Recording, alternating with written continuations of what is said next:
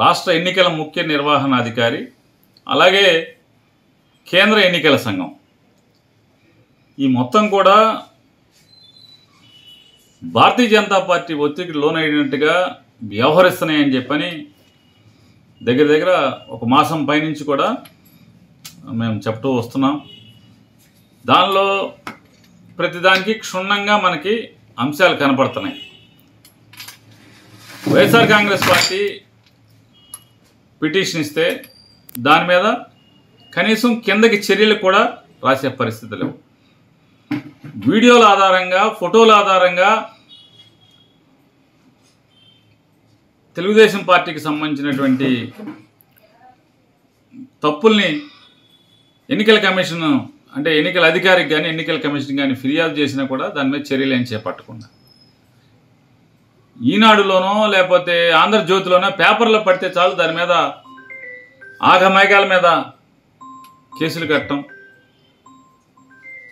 ఎన్నికల సంఘం ఏ రకంగా అయిపోయారంటే తెలుగుదేశం పార్టీ రోజువారీ రివ్యూ చేస్తూ ఎన్ని కేసులు కట్టారు, వైసీపీ మీద ఎన్ని కేసులు కట్టారు, తెలుగుదేశం పార్టీ మీద ఏమన్నా పొరపాటున ఎక్కువ కేసు కనబడితే ఆ వీడియో కాన్ఫరెన్స్లోనే పైనుంచి జిల్లా కలెక్టర్లని ఆర్ఓల్ని ఎస్పీలని బూతులు తిడతాం.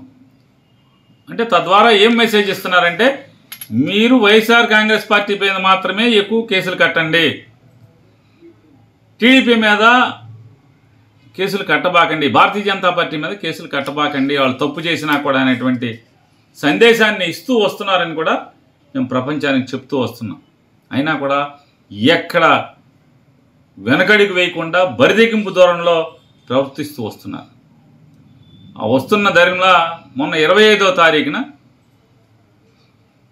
రాష్ట్ర ఎన్నికల ముఖ్య నిర్వహణాధికారి ఒక సర్క్యులర్ని ఇస్తాడు. ఏమని ఇస్తాడు? పోస్టల్ బ్యాలెట్ ఫెసిలిటీ సెంటర్లన్నీ కూడా ఎన్నికల విధి నిర్వహణ బాధ్యతను అప్పచెప్పిన ఉద్యోగస్తులకి ఓటు క్యాష్ చేసుకుంటాకి ఆర్ఓలే ఫెసిలిటీ సెంటర్ క్రియేట్ చేయండి, ప్రొవైడ్ చేయండి అని చెప్పి ఆయన ఒక సర్క్యులర్ ఇస్తాడు. ఆర్ఓలందరూ కూడా ఆయన తాకీదు మేరకు ఆయన డైరెక్షన్ మేరకు ఎన్నో తారీఖు నుంచి ప్రాసెస్ స్టార్ట్ చేశారు. ప్రతి ఎన్నికల్లో ఎవరికి విధి నిర్వహణ ఉత్తర్వులు వచ్చి అందుకున్నారో వాళ్ళందరూ కూడా ఏప్రిల్ మాసం 12వ తారీఖు 13వ తారీఖు నుంచో అప్లికేషన్లు పెట్టుకుంటాకి అవకాశం ఇచ్చారు. ఏప్రిల్ నెలలో అంటే వాళ్ళకి ట్రైనింగ్ స్టార్ట్ చేసిన దగ్గర నుంచి కూడా అప్లికేషన్ పెట్టుకుంటాకి ఇచ్చారు. ఈ ఫారం 12 అనేది ఎక్కడి నుంచి వచ్చింది? అసలు పోస్టల్ బ్యాలెట్ ఎక్కడి నుంచి వచ్చింది? Peoples representation act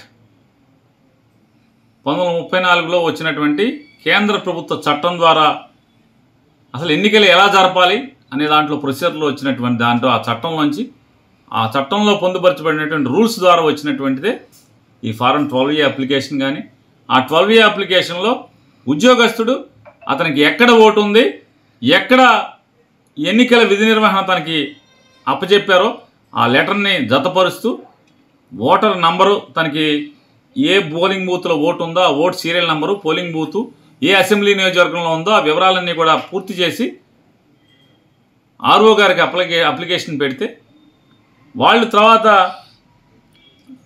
form 13A 13B 2 ఇస్తారు, పోస్టల్ బ్యాలెట్ ఇస్తారు. ఆ పోస్టల్ బ్యాలెట్ని కాస్ట్ చేసేప్పుడు ఖచ్చితంగా ఈ వ్యక్తి ఇతనే అని చెప్పని గెజిటెడ్ అధికారి సంతకం పెట్టి స్టాంప్ వేయాలనేది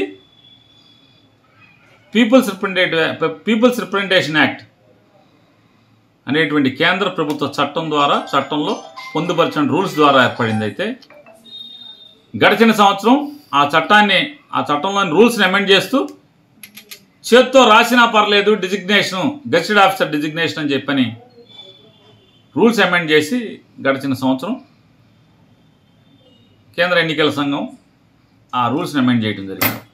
కానీ కొత్తగా రూల్స్కి మీరి అంటే చట్టాన్ని కూడా మీరి చట్టాన్ని వీళ్ళ చేతిలోకి తీసుకుని ఆంధ్రప్రదేశ్ రాష్ట్ర ఎన్నికల ముఖ్య నిర్వహణాధికారి 25వ తారీఖున స్టాంప్ వేయకపోయినా పర్లేదు, సంతకం పెట్టకపోయినా డిజిగ్నేషన్ రాయకపోయినా పర్లేదు, చేత్తో అసలు ఏమీ రాయకపోయినా పర్లేదు, మీరు స్పెసిఫిక్ సిగ్నేచర్ తీసుకోమని చెప్తున్నాడు. ఉదాహరణకు తీసుకుందాం, మచిలీపట్నంలో 4400 పైచీలకు పోస్టల్ బ్యాలెట్ని ఇష్యూ చేశారు. అంటే ఫారం 12 అప్లై చేసిన వాళ్ళు. ఈ ఫారం 12 అప్లై చేసిన వాళ్ళు మొత్తం బందరోళ్ళా కాదు.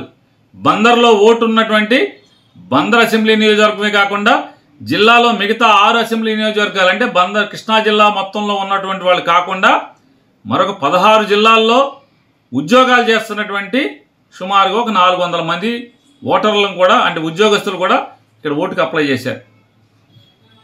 రాష్ట్ర వ్యాప్తంగా ఇట్లాగే జరిగింది. అనంతపురం అసెంబ్లీ నియోజకవర్గం 7000 మంది, ఒక్క అనంతపురం అసెంబ్లీ నియోజకవర్గంలో 7000 మంది పోస్టల్ బ్యాలెట్కి అప్లికేషన్ పెట్టారు, ఓటు క్యాష్ చేశారు, ఓటు వినియోగించుకున్నారు.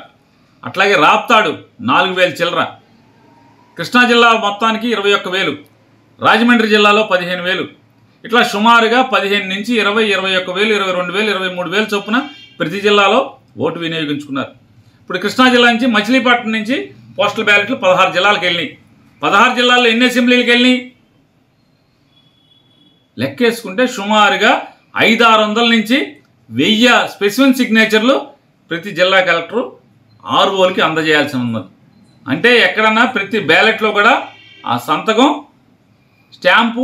స్టాంపు కానీ కింద చేతితో ఏం ఉద్యోగం చేస్తున్నాడో గెజిటెడ్ ఆఫీసర్ కింద రాయకపోతే కనుక ఆ 1000 సంతకాల్లో ప్రతి బ్యాలెట్ కూడా టాలీ చేయాలంట. 1000 సంతకాలు ఈ సంతకం ఎవరిదేని తేడా వస్తే ఏంటి అంటే చట్టం వీళ్ళకి పనికిరాదు. చట్టాన్ని మీరు కూడా రూల్స్ తయారు చేస్తారు. మేము రిప్రజెంటేషన్ చేశాం.